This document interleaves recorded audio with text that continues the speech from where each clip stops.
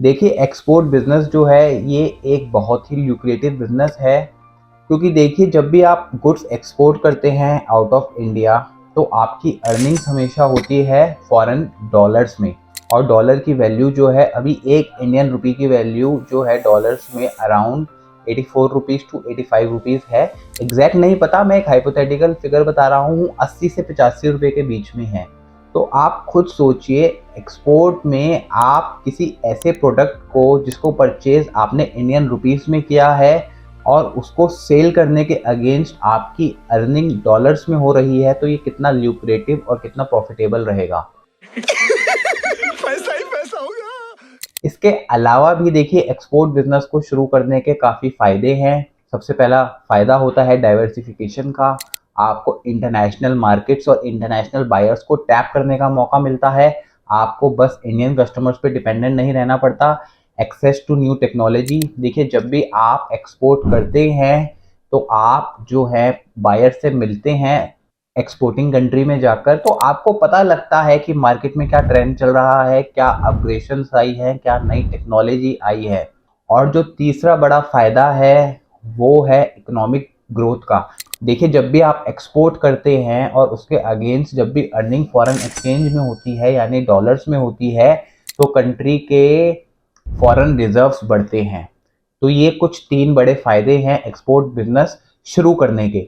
तो दोस्तों आज की इस वीडियो में हम बात करने वाले हैं कि अगर आप भी अपना एक्सपोर्ट बिजनेस शुरू करना चाहते हैं तो उसका क्या प्रोसेस है। हम इस पूरे प्रोसेस को ब्रेक डाउन करेंगे डिफरेंट स्टेप्स में आपकी कन्वीनियंस के लिए, और ताकि आपको इजीली समझ में आ सके। तो चलिए शुरू करते हैं। देखिए एक्सपोर्ट बिजनेस शुरू करने के लिए जो सबसे पहला स्टेप है वो है प्रोडक्ट आइडेंटिफिकेशन। देखिए सबसे पहले आपको ये डिसाइड करना पड़ेगा कि क्या प्रोडक्ट है जो कि आप एक्सपोर्ट करना चाहते हैं, और उस प्रोडक्ट की सोर्सिंग कैसे होगी, उस प्रोडक्ट का क्या प्राइस है, और क्या उस प्रोडक्ट की इंटरनेशनल मार्केट में डिमांड है भी या नहीं।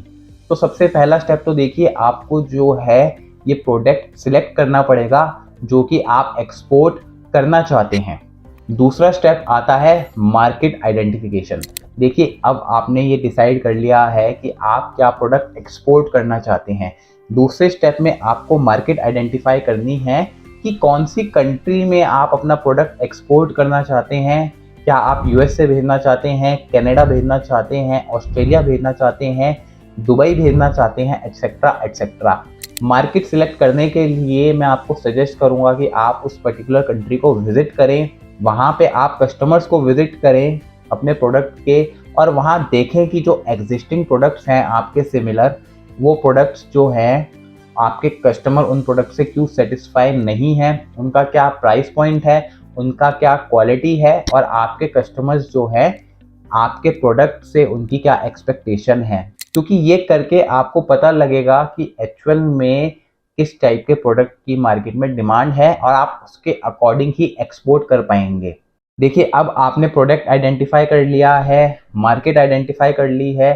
तीसरा मेजर स्टेप आता है कि आप अपने फॉरेन बायर से प्राइस पॉइंट पे नेगोशिएशन करें कि वो आपके प्रोडक्ट के लिए कितना प्राइस देने के लिए विलिंग है, आप अपना प्रोडक्ट किस प्राइस पे सेल करने के लिए विलिंग है। नेगोशिएशंस करें, पेमेंट के क्या टर्म्स रहेंगे, कितना एडवांस रहेगा, और कितना जो है आपके गुड्स डिलीवर होने के बाद आपको पेमेंट मिलेगी, एटसेट्रा एटसेट्रा। तो तीसरे स्टेप में जो है आपको अपने कस्टमर के साथ प्राइस नेगोशिएशन करनी है और प्राइस फाइनलाइजेशन करना है। देखिए फोर्थ स्टेप में जो है आपको अपनी एक कंपनी रजिस्टर करनी है। ये कंपनी आप एक प्रोप्राइटरशिप भी कर सकते हैं अगर आप नया नया एक्सपोर्ट का बिजनेस शुरू कर रहे हैं, और अगर आपकी स्टार्टिंग से ही वॉल्यूम हाई रहेगी तो आप एक लिमिटेड लाइबिलिटी पार्टनरशिप या फिर प्राइवेट लिमिटेड कंपनी भी रजिस्टर कर सकते हैं। आप ये कंपनी रजिस्टर करते ही आपका सर्टिफिकेट ऑफ इनकॉर्पोरेशन आ जाएगा, पैन नंबर आ जाएगा। आप उसके बाद आप एक अपना बैंक अकाउंट यानी कि current bank account in the name of the company open करा सकते हैं। देखिए नेक्स्ट स्टेप में आपको एक्सपोर्ट के लिए जितने भी नेसेसरी डॉक्यूमेंट्स हैं, चाहे वो goods and service tax registration है, आरसीएमसी सर्टिफिकेट है, आईसी कोड है, सर्टिफिकेट ऑफ ओरिजिन है, ये सब ऑब्टेन करने पड़ेंगे। देखिए मैं आपको सब ये ब्रीफ में एक्सप्लेन कर देता हूँ ये डॉक्यूमेंट्स क्या क्या होते हैं। एक जीएसटी रजिस्ट्रेशन जो होता है वो goods and service tax registration है, जिसके बिना आप एक्सपोर्ट नहीं कर सकते। आपके पास इसके अंडर दो तरीके होते हैं एक्सपोर्ट करने के, या तो लेटर ऑफ अंडरटेकिंग पे, या फिर आप जो है एक्सपोर्ट करने के बाद जीएसटी पे करने के बाद उसका रिफंड ले सकते हैं। जो दूसरा इंपॉर्टेंट डॉक्यूमेंट है वो है import export code.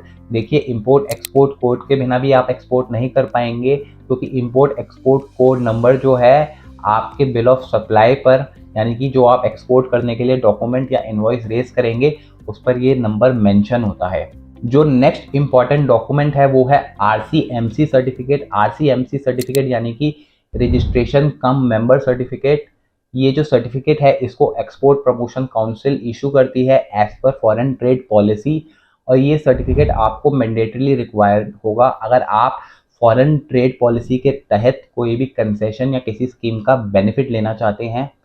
Next certificate जो है वो है सर्टिफिकेट ऑफ ऑरिजिन। देखिए, ये सर्टिफिकेट लेने से आपको ये बेनिफिट होगा कि इस सर्टिफिकेट को लेने के बाद आपके प्रोडक्ट्स को इजीली आइडेंटिफाई किया जा सकता है कि आपके प्रोडक्ट्स कहाँ बॉर्न हुए हैं, किस कंट्री से ओरिजिन हुआ है, और उससे आपको ये फ़ायदा होगा कि सपोज़ कीजिए अगर आप अपने प्रोडक्ट्स वियतनाम एक्सपोर्ट करते हैं या दुबई एक्सपोर्ट करते हैं और वहाँ पे जो है कोई स्पेशल स्कीम है, कोई स्पेशल इंसेंटिव है for import of goods from India, तो वहाँ पर जो है आपको ईजिली प्रूव कर पाएंगे उस सर्टिफिकेट ऑफ ऑरिजिन की मदद से कि आपका सर्टिफिकेट जो है इंडिया से अराइज हुआ है, इंडिया में बॉर्न हुआ है, और जो है आप उन नेसेसरी बेनिफिट्स का फ़ायदा उठा पाएंगे। देखिए, अब आपने प्रोडक्ट आइडेंटिफाई कर लिया है, मार्केट आइडेंटिफाई कर ली है, कंपनी रजिस्टर कर ली है, अब जो है आपने नेसेसरी डॉक्यूमेंट्स भी अवेल कर लिए हैं एक्सपोर्ट करने के लिए, और आप अब एक्सपोर्ट करने के लिए तैयार है। देखिए, अब नेक्स्ट स्टेप में आपको रिस्क माइटिगेट करना है एप्रोप्रिएट पॉलिसी लेकर ECGC से। देखिए, ये ECGC क्या है? ECGC की फुल फॉर्म है export credit and guarantee corporation. देखिए, जब भी आप किसी भी कंट्री में एक्सपोर्ट करते हैं तो उसके वेरियस रिस्क रहते हैं। वो कंट्री इंसॉल्वेंट हो सकती है, उस कंट्री में वॉर शुरू हो सकता है, etcetera etcetera. So to safeguard yourself आपको ये रिस्क माइटिगेट करना ज़रूरी है, और वो आप कर सकते हैं एक नेसेसरी पॉलिसी लेकर, एप्रोप्रिएट पॉलिसी लेकर ECGC से। देखिए दोस्तों, आज की इस वीडियो में हमने बात करी कि अगर आपको अपना एक्सपोर्ट बिजनेस शुरू करना है तो उसके लिए क्या प्रोसेस है, उसके लिए क्या रिक्वायर्ड डॉक्यूमेंट्स हैं।